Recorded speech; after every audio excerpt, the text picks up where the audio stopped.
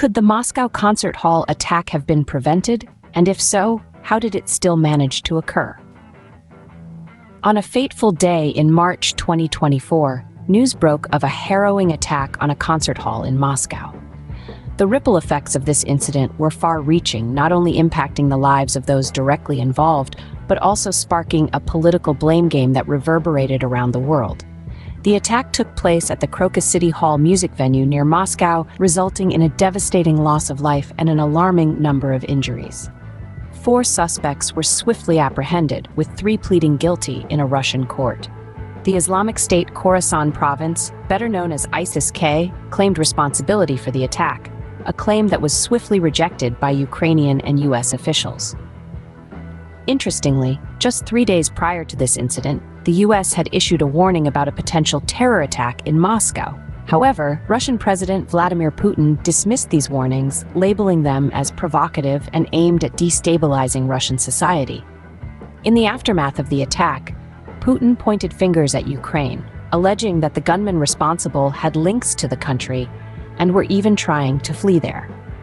In response to these accusations, Ukrainian President Volodymyr Zelensky expressed his outrage, vehemently denying any Ukrainian involvement and pointing out the internal issues plaguing Russia. He accused Moscow of sending hundreds of thousands of its own terrorists to Ukraine since the full-scale invasion began in February of 2022, a situation that he claimed was causing widespread suffering in his country.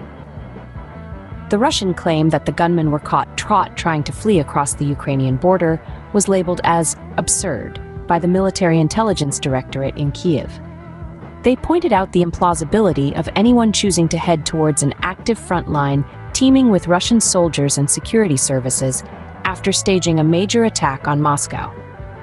In the wake of the attack, videos began circulating on social media showing the detention of the suspected attackers and part of their interrogation.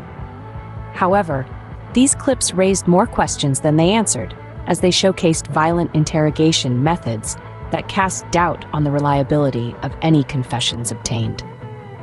In conclusion, the Moscow concert hall attack of 2024 was not only a devastating act of terror, but also a catalyst for heightened political tensions. Despite warnings and intelligence suggesting an imminent threat, the attack occurred, resulting in loss of life and political blame being apportioned. As the dust settles, one question remains: could this tragedy have been prevented? And if so, how did it still manage to occur? The answers to these questions may well shape the global political landscape in the months and years to come.